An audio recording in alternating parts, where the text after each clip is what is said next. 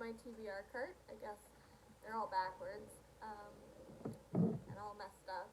And if you hear noise in the background, my partner's playing video games, but I'm too lazy to move, and we don't live in a huge place. But anyway, I'm gonna walk you guys through my April TBR. I'll be participating in some readathons.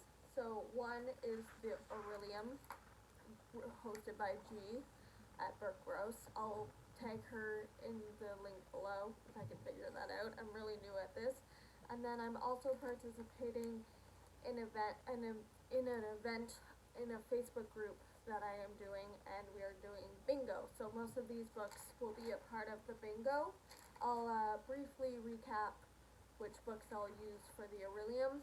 I also will be participating in the Realmathon. I don't think that's what it fully is called, but I'll link it also down below. So I don't have a particular TBR for that because there's 40 prompts, and I'm just gonna try to fit the books that I'm currently gonna read into whatever fits. So in no particular order, I shall get the books. Okay. So first book, first sign, which I'm very excited about, and I loved the selection series, so this is my guilty pleasure. I'm gonna try to read the Betrothed. I have both the Betrothed and is it the Betrayal? Maybe, possibly. Anyway, the second book in this duology, so I'm not really sure what it's about. So let me read the dust jacket to you guys because I don't know. So it says, the young king of Korea, probably saying that wrong, has never been the type to settle down. That is until he meets Hollis Bright. Hollis has grown up at Kurskyn Castle among the other daughters of the nobility who hope beyond hope that they catch the king's eye. So when King Jameson declares his love for her, Hollis is shocked and thrilled, but she soon realizes that along with the extravagant presents and fawning intention, this new life brings outsized expectations that make her wonder if she's really cut out for this life. With a visit from the king of Isol on the horizon, Hollis sees a chance to prove to Jameson and herself that she has what it takes to be a queen. But when she meets an Isolian stranger with a mysterious power to see right into her heart, she finds that future she wants is one she's never dared to dream of. So very interesting. I hope it's as good as the selection, and it's a good guilty pleasure. Starsight. I read Skyward, and I'm gonna reread it this month, which is currently it's March 28th, 29th, so hopefully I will reread Skyward so I can read Starsight, the second book in the Skyward series. I know this book is about a girl, what's her name? Spencer, whose dad was labeled a traitor, so she was not allowed to fly planes, but that was her, or spacecrafts, I should say, not planes. But that's been her whole dream, her entire life. And in the first book, she finds a spaceship that is different from all the other spaceships on this planet, and it's sentient, more or less. And there's a doom slug, which is really cute and named Doom Slug. So I can't wait to continue the series, and then I should hopefully read the novellas, and then Cytonic, and then the fourth book should be out some point this year, I think. Anyway, I'm so excited. I love Brandon Sanderson. Blood and Honey, again, another series continuation. This one's about a witch and a witch hunter who have been forced to marry each other by the church because she embarrassed him in front of a whole bunch of people, and so the priest, or the main guy in the church, forced them to marry, and she's a witch and he's a witch hunter, which is, I said that before, but which is not great. And it's a romance. They were lovers to enemies, enemies to lovers, and the ending was really fantastic. I can't wait to continue. The Rule of Three. This is an older one, but I'm very excited to read. And honestly, I don't know much about it, but I'm just going to read the back because it's not that long. It says, the Rule of Three. A person can last 3 minutes without air, 3 days without water, 3 weeks without food. A community begins to die in just seconds. Sounds very interesting. Post-apocalyptic sounding. We have Furyborn. I have read this before, but I read it years ago and I forget all about this book, so I'm gonna reread it. I do know it's about two different queens. The Blood Queen and the Sun Queen or something, mother and daughter, and so it's present and past, and I really liked it, so I'll just read the back. When assassins ambushed her best friend, Riel Darden risked everything to save him, exposing herself as one of the pair prophesied queen, a queen of light and a queen of blood. I was close. To prove she is the Sun Queen, Riel must endure 7 elemental magic trials. If she fails, she will be executed unless the trials kill her first. That's all I'm going to read you. It's very exciting. Starting a series, The Queen's Assassin. Again, don't know much about it. I go mostly into books blind. I read the synopsis a while ago when I picked these up, and I've just forgotten, but I'll read the back. It says, I, Corydon Holt, guardian of Renovia, devoted servant of the House Delafori,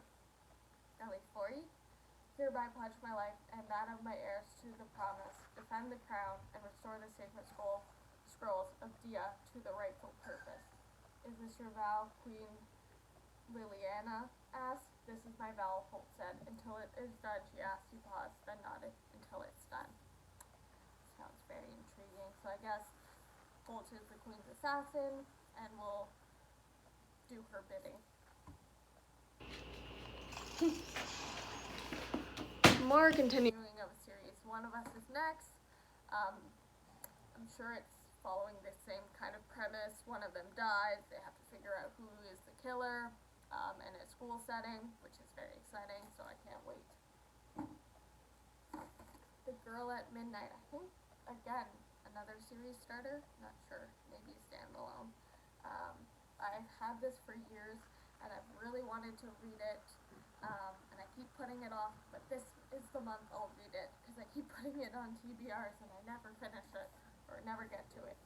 So, this one's about beneath the streets of New York City, the Evision. Again, cannot pronounce these things. Need audible or audiobook. An ancient race of people with feathers for hair and magic running through their veins. Age-old enchantments keep them hidden from humans, all but one. Echo is a runaway pickpocket who survives by selling stolen treasures on the black market, and the Evision are the only family she's ever known. Echo is clever and daring, and at times she can be brash, but above all else, she's fiercely loyal. So when centuries-old war crests on the borders of her home, she decides it's time to act. So it sounds very interesting. We have a thriller, Never Let You Go. Good lord, can't read. I don't want to know about it, so I'm going to go in blind because I feel like a lot of synopsis and thrillers just spoil stuff. So I'm excited. I love this. Another read for me so that I can read, I think the second one, is it The Scrolls of Light? Anyway, this is The Red Scrolls of Magic by Cassandra Clare. This is following Alec and Magnus on their honeymoon, I think, if I remember correctly. Anyway, they're traveling somewhere, and there's someone out to get Magnus and is pretending to be him, using a cult that he started many, many generations ago because he's a wizard and he's been alive centuries. So it's a cult that's using his cult, but it's not him running it anymore, and they're killing people, and so Alec and Magnus have to figure out what's going on. Again, starting another new series, Dark Shores by Daniel L. Jensen, who is the author of that new book, Bridge Kingdom, is it? I haven't read any of them, but I was excited to get this one. And it's apparently signed. Good lord, I didn't even know that. Anyway, so this one's about a pirate with a will of iron, a soldier with a secret, and a dangerous quest. Sounds very exciting to me. This one, again, I think is a series starter. It may be a standalone. Anyway, it's from a book box, and I've had it for a while, and I've been super intrigued by it because it's a sci-fi, and this cover, like, so intriguing. Anyway, I'll read the back because I, again, don't know much about it. Sid, a gifted mechanic, has contemplated this role countless times over the years, having spent her whole life playing doctor to an alien ship thousands of miles above her home. She wants nothing more than to find her place amongst her people, but when Sid's wish is granted by a catastrophic failure that sends her hurling into the wild jungle of the star below, she realizes two things.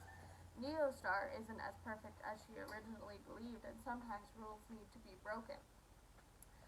For one Neostar, the use of magic has been long diminished. The native populace from which her heritage stems have been enslaved for generations, and the queen she's idolized from her childhood is nothing like the benevolent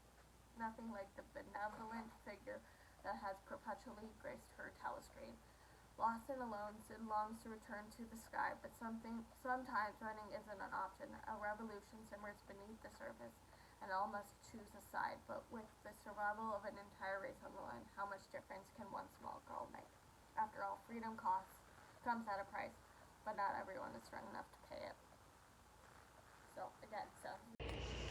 Okay, next book. Sorry if the angle changed and the quality changed. My one phone died, so now I'm using my work phone, and it's probably better because it's a newer model. But anyway, so the next book is The Once and Future Witches by Alex E. Harrow. People have been talking about this, so a lot of you probably know what it's about, but it's a bunch of witches in the same family, and they are being stalked by this dangerous force, and they have to work together to, I guess, save each other. I'm not 100% sure, but I'm very excited to read this one. The Devouring Grey. I tried to read it before, and then I put it down and never picked it up, so I'm gonna try to reread it.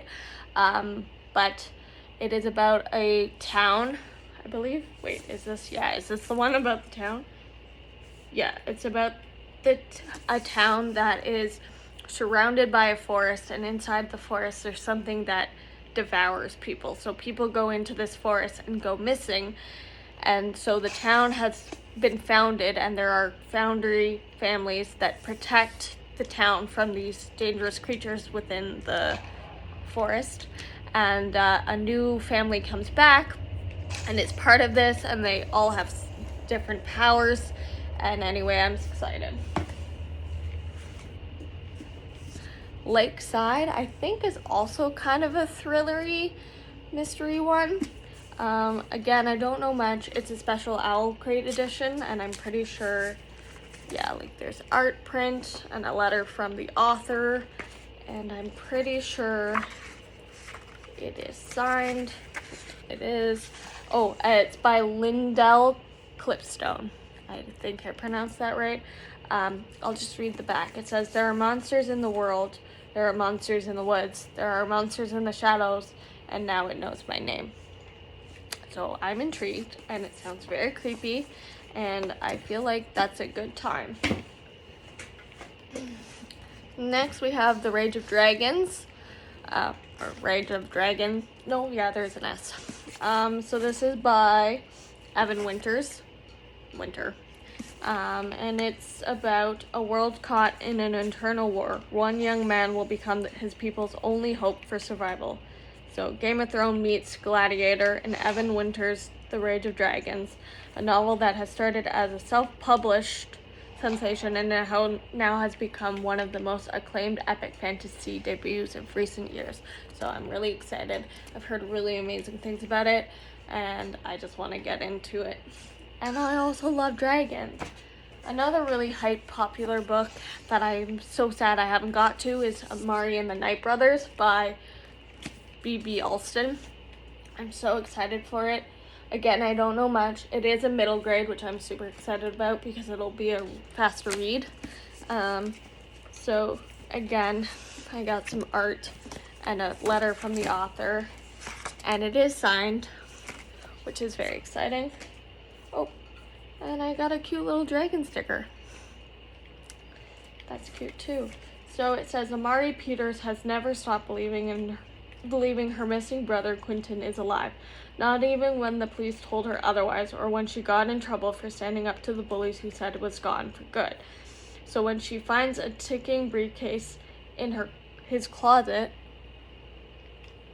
containing a nomination for a summer tryout at the Bureau of Supernatural Affairs, she's certain the secretive organization holds the key to locating Quentin. If only she can wrap her head around the idea of magicians, fairies, aliens, and other magic supernatural creatures are all being real.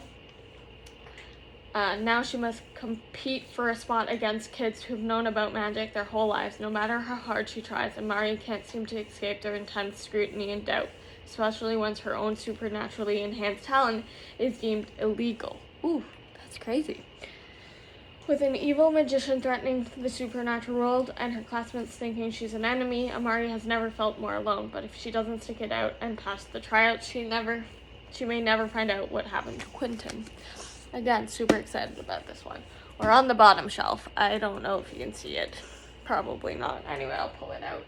Anyway, and show you another one that's starting a series. Do you see a pattern here? I don't read a lot other than series. Anyway, so this is The Bone Shard Daughter by Andrea Stewart. Again, I don't know much about these. I picked them up reading the back. I recently picked this one up. So anyway, it says the Emperor's reign has lasted for decades. His mastery of bone shard magic powering and the animal-like construct that maintained law and order. But now his rule is failing, and revolution is sweeping across the Empire's many islands. When the Emperor refuses to recognize his daughter as heir to the throne, she vows to prove her worth by mastering the forbidden art of bone shard magic, yet such a magic carries a deadly cost. Super exciting.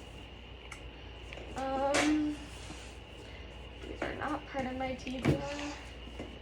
Okay. I Killed Zoe Spanis. This is a mystery. I believe it is by Kit Frick. That's such a fun name. Kit Frick. Kit Frick. Say that 3 times fast. It won't sound real anymore. So, what happened to Zoe won't stay buried. So it's basically about a girl who was murdered. And this other girl confesses to killing her, but did she actually? And so we're gonna follow along and figure out who actually killed Zoe Spanos. We have another reread, Crown of Feathers, so that I can continue the series. But again, I read this so long ago, so I just need a refresher. I probably could go into Crown of Flames, I think is the next one, but I just want to reread and remember everything. But from what I remember, it's about a pair of sisters who found a egg. What are these called? Come to me, bird. Not the egg. He's like, egg. No, that's not what it is. It's a phoenix. So they are phoenix riders, and they found an egg, and it was supposed to go to her sister because her sister found the egg, but instead it went to our main character. Who is she? Veronica is the one that it was supposed to go to. But now I don't know her sister's name. Anyway, the pair of sisters, and so then the sister that is able to ride the phoenix finds a secretive group and goes to train to ride this phoenix, and I'm super excited to reread it, and hopefully I will have more information for you guys in my wrap up because this is shitty right now. Vespertine, I'm so excited because I've loved Sorcery of Thorns by her, Margaret Rogerson, and I also have Enchantment of Ravens, which I haven't read, but I'm really super excited about this one because it's about a magical nun, and who doesn't want a magical nun? And I believe she has a like a parabatai, that's not the word, but like an animal companion, this bird. So I'm super excited and I can't wait to read it. And I believe she's, yeah, a Grey sister, a nun who cleanses the body of the deceased so that their souls can pass on otherwise. They will rise as spirits with a ravenous hunger for the living. She would rather deal with the dead than living, who trade whispers about her scarred hands and troubled past. Super exciting. I believe this is the last one. Let me just confirm. I have other books on here that I just don't have space on my shelf for. Yep, this is the last one. Crown of Midnight. Really popular. Sarah J. Maas. Sorry, I'm dying today. I haven't read this. Oh, I gotta take a break. Okay, last book, Crown of Midnight, by Sarah J. Maas. I have not finished this series. I would like to. I would also like to read her other series. What is it? Why won't it come to me? I have read House of Earth and Blood, but I haven't read the next one, Crescent City, House and Sky of Breath, because I heard that you have to finish this and also the Court of Thorns and Roses series. There we go. My brain was like, what is this series? Anyway, so I haven't read that. I've read the novella and I've read Throne of Glass, so I'm moving on to Crown of Midnight. This is following Selena Sardothian, right? As she is now the king's champion. That in the first book she had to compete to become the king's champion to escape jail, basically. It was either that or stay in the salt mines where she was in jail, or compete in a tournament to become the king's champion, and she did. And now she's the king's champion, and we're gonna see what he sends her off to do, and I'm excited to continue this series. And that is it for my TBR. So let me find my notebook, which I just stacked all the books on, so I can read the prompts for the Orillium. And I can tell you what I'm gonna try to put where. So I want to become a Beastmaster. That's one of the things. And so I have to complete elemental studies, animal studies, alchemy, restoration, and lore. So the elemental studies is a book under 100 pages. I have to figure something out. I don't have a book under 100 pages, and I really truly don't know what I'm going to read for that. Animal study is a quick read, so I threw in The Betrothed because I feel like that will be a very quick read. It's not that long. I believe it's not even 300 pages. Could be wrong. Let me find it. Good Lord. Nope, that's one of us's line. Okay. Anyway, I put it in. It's a very quick read. And then alchemy book featuring romance. I threw in Blood and Honey because, again, it is a romance, and I really want to read it, so I'm excited. Restoration is featuring healers. Again, I don't know what to put in yet, so I'm going to figure something out. It could be Best Routine because they deal with the dead, and that's kind of dealing with healers. And then lore is mythology inspired, and I put Amari and the Night Brothers because it's based on mythology. And that is it from me. I will be doing my wrap up at the end of the month. If you are more interested in my thoughts, you can come check that out. Probably no one's watching this, but anyway, that's my April TBR, and I've made a huge mess. It is very crazy.